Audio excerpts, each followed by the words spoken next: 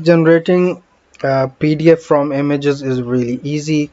I'm using Windows 10, so simply select all the images and then right click on it, select the option for print. So here we can see different options, but we have to select Microsoft Print to PDF.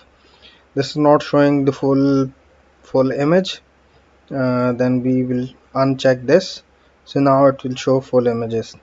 Okay, and if we want two images side by side, then we can select this option. There are other options as well, like multiple column value columns and rows. So here it is written like 35 9 4, or maybe just single. There would be 4 pages, 1 to 4, because we have selected 4 images. So you can select a different page size according to your need. Just click on select the location here, so we all images, enter, and it will write a PDF file. Here we can see it, and this is PDF. First page, second page, third page, and fourth page, so all are added in one. So that's it. Thank you.